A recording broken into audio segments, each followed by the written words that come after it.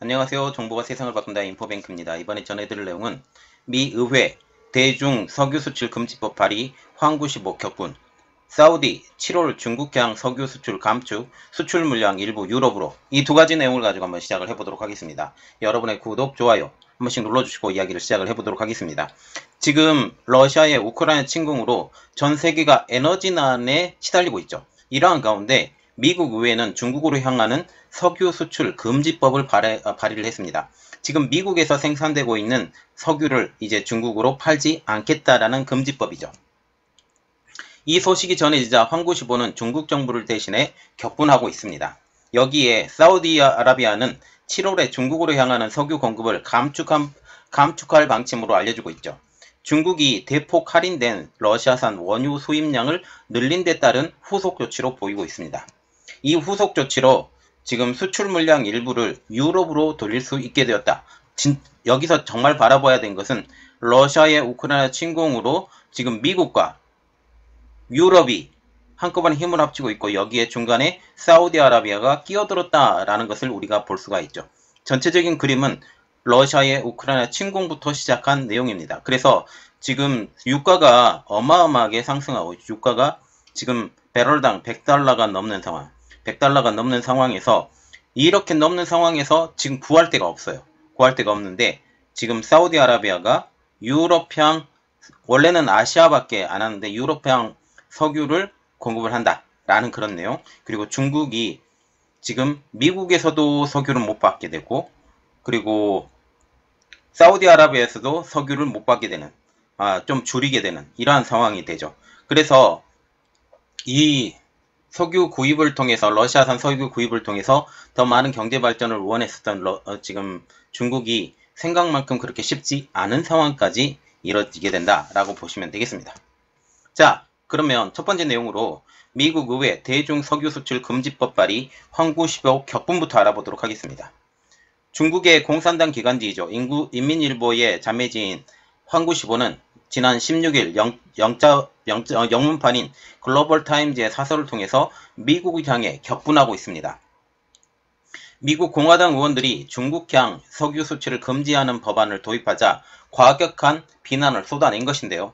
중국 공산당 기관지인 인민일보의 자매지인 이 황95는 16일 글로벌타임즈의 사설을 통해서 악명 높은 미국 공화당의 반중 성향의 마르코 루비오와 리 스콧 상원 의원이 미국 원유와 석유 제품을 중국으로 수출하지 못하도록 하는 방안을 도입했다라고 지적을 하고 있습니다. 자, 우리가 눈여겨봐야 될 것은 민주당이 아닌 공화당에서 이 일이 벌어졌다. 지금 이분들은 트럼프와 굉장히 가까운 사람들이다 라고 보시면 되겠습니다. 지금 트럼프가 다시 고개를 들고 있는 상황이죠. 인기가 점점 더 높아져 가고 있습니다. 이 내용까지 우리가 생각을 해야 되죠. 지금 중간선거가 곧 다가오는데 이 중간선거에도 큰 영향을 미칠 것으로 지금 보고 있죠. 이는 지난 15일 날 공화당의 마르코 루비오 그리고 스콧 의원이 대중 석유 수출 금지 법안 발의에 따른 것입니다. 루비오와 스콧 의원은 기름값 폭등으로 국민 생활이 직격탄을 맞은 가운데 주요 적국을 지원해서는 안 된다라고 하면서 동료 의원들에게 법안 통과에 협력해 줄 것을 요청한 것으로 알려지고 있죠. 지금 법안을 발의를 했어요. 발의만 한 것이고 아직 통과는 안 됐는데 지금 미국 내에서도 중국을 견제해야 된다라는 견지 발언들이 계속 나오고 있는 상황에서 이 법안이 통과될 가능성이 높다라는 게 또 치명적인 일이죠. 루비오 의원은 전국 기름값이 치솟는데 바이든 행정부는 매일 50만 배럴의 석유가 중국으로 수출되는 걸 허용하고 있다라고 하면서 국내 소비자에게 우선권을 줘야 된다. 지구 반바퀴 떨어진 집단 학살 정권에 석유를 보내선 안 된다라고 말을 하고 있죠. 자, 지금 미국이 중간자적 입장으로 끼어져 있어요. 지금 러시아의 우크라이나 침공을 통해서 지금 러시아에서 지금 석유와 LNG의 수입을 줄였어요. LNG와 같은 경우는 올 연말까지, 석유는 지금 거의 대부분 줄인 상황. 그래서 미국에서 지금 유럽으로 향하는 석유가 지금 늘어나고 있는 상황입니다. 아시아로 가야 될 석유까지도 지금 유럽으로 보내고 있는 상황이죠. 그만큼 미국 내에서 석유의 그 운용이 타이트하다라고 지금 보여지게 되죠. 여기에 전략 비축유까지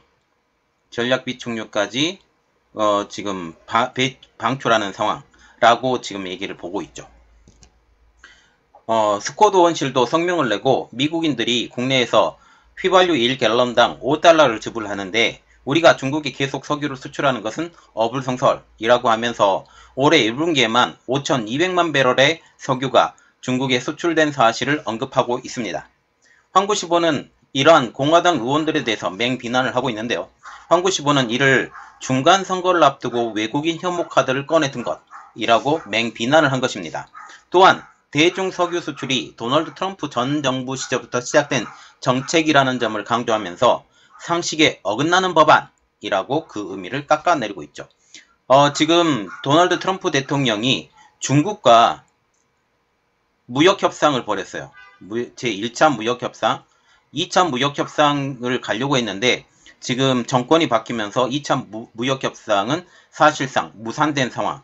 원래 2차 무역협상까지 가게 되면 중국을 더 강하게 압박할 수 있었는데 민주당 정권은 이것을 지금 포기한 상황이라고 보시면 됩니다.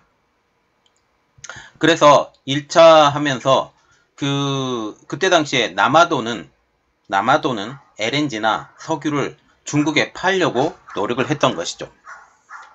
트럼프 정부 시절 미국은 셰일가스와 오일 개발을 통해서 지금 석유 생산을 장려를 했기 때문에 에너지 자립까지 이루었고 남아도는 석유와 가스를 수출을 했습니다. 이 대표적인 나라가 누구였냐? 중국이었다는 사실이죠.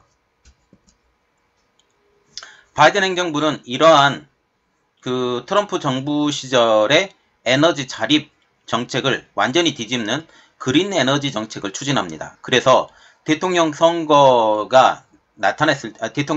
했을 때 공약으로 그린 에너지 정책을 하겠다라고 하면서 셰일가스와 오일의 개발을 제한시키겠다라고 말을 했어요. 그리고 실제로 그런 행동들이 많이 벌어졌죠.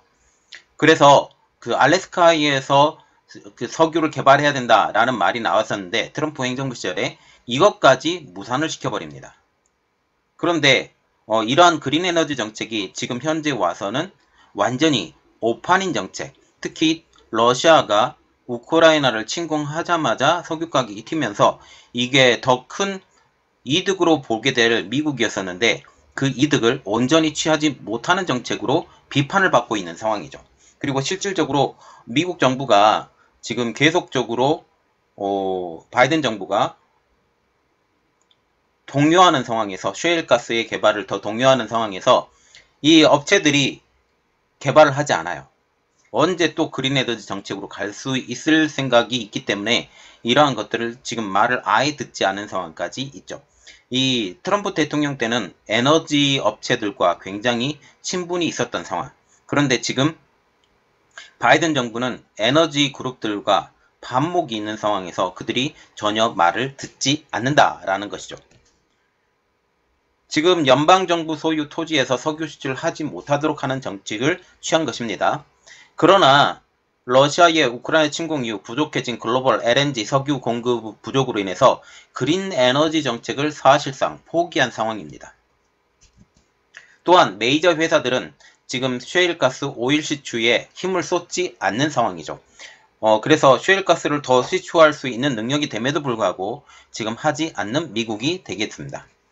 황구시보가 언급했던 외국인 혐오 혹은 중국인 혐오 등은 지금 중국의 관영 매체들이 미국 등 서방의 중국 견제에 반발할 때 항상 등장하는 용어, 그래서 과격하게 이런 언어를 쓰면서 이 중국 인민들에게 서방이 우리를 감시하고 억압하고 있다라는 그러한 이야기를 한다라는 거죠. 하지만 중국은 자국 내 소수 민족과 종교인, 특히 이슬람의 사람들에 대해서 차별이나 인권 탄압에 대해서는 내정이라는 표현을 쓰면서 이것을 두리뭉실하게 넘어가는 상황이 되죠. 중국 관영 매체가 외국인 혐오를 자주 언급하게 하는 것에 대해서는 미국을 포함한 전 세계 유색 민족, 즉 중남미, 아시아, 아프리카 등과 연대를 이루어서 중국과 같은 편으로 서게 하려는 열망이 담겨 있다고 중국 전문가들은 분석을 하고 있습니다. 그리고 황구시보는 미국의 인플레이션에 대해서도 거론을 하고 있는데요. 황구시보는 중국 사회과학원 류샹 연구원의 발언을 인용을 해서 40년 만에 최악의 인플레이션을 겪고 있는 미국에서 11월 중간선거 재선을 노리는 공화당의 루비오 의원이 자국민 불안을 민주당과 중국에게 돌리려고 한다라고 불만을 토로하고 있어요.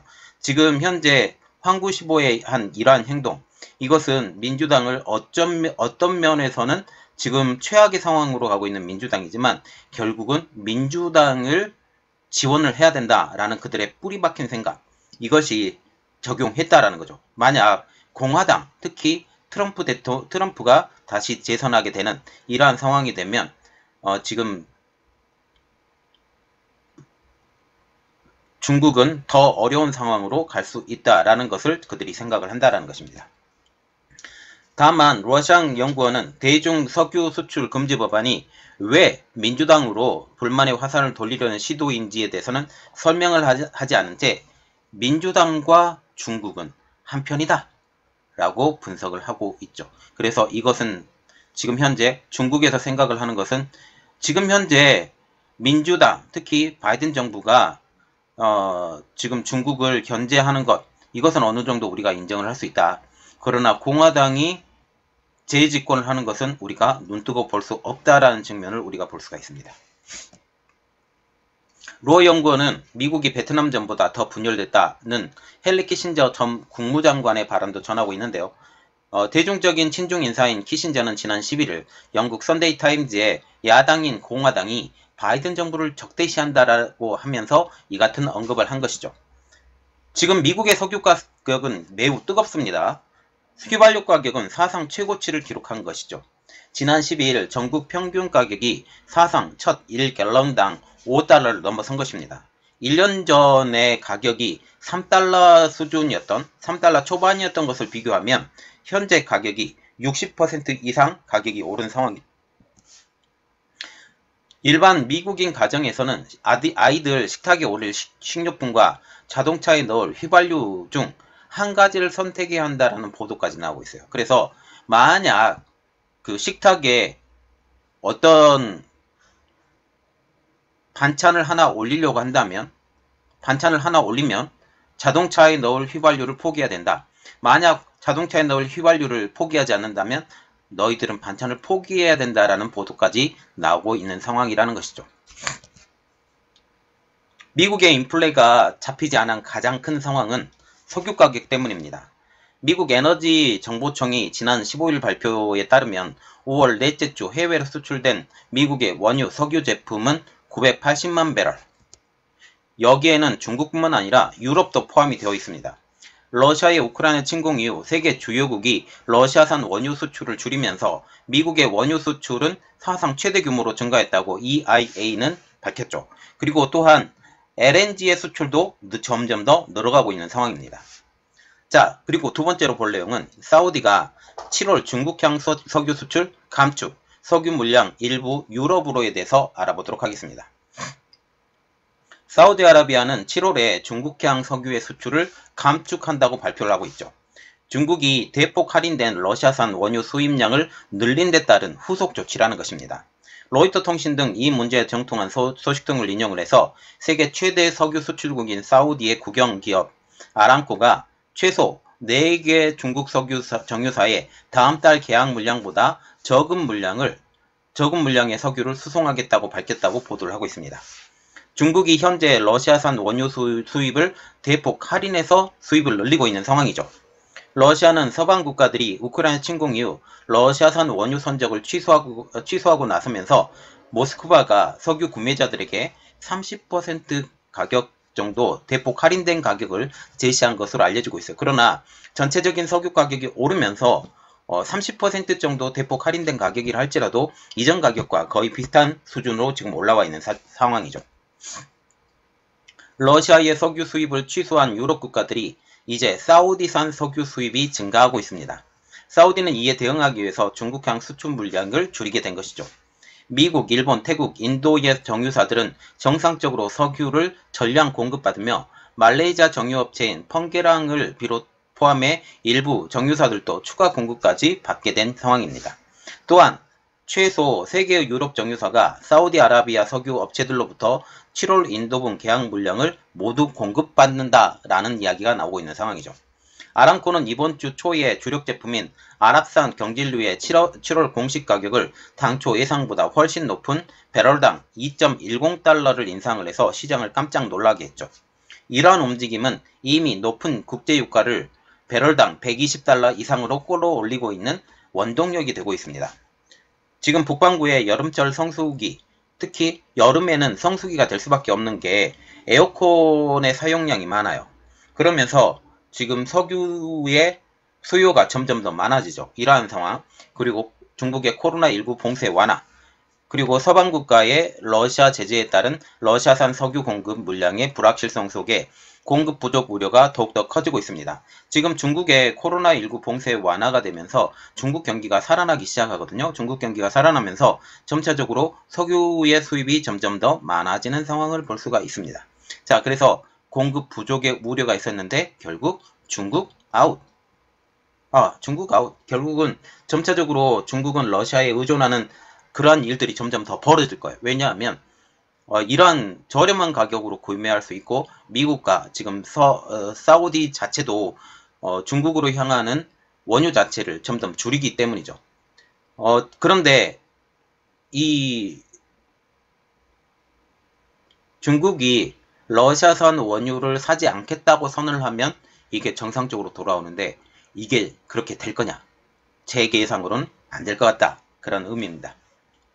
자, 지금 보시면 여러 가지 일들이 벌어지고 있어요. 지금 중국으로 향하는 석유 자체가 이제 힘을 합쳐서 중국으로 향하지 못하게 한다라는 걸 우리가 보고 있습니다. 자, 이 내용들이 어떻게 진행되는지 우리가 한번 같이 지켜보도록 하겠습니다. 이번 내용은 여기까지 하겠고요. 저희 내용이 여러분들에게 도움이 되셨다고 생각을 하시면 구독, 좋아요, 그리고 알람 설정까지 부탁드리겠습니다. 감사합니다.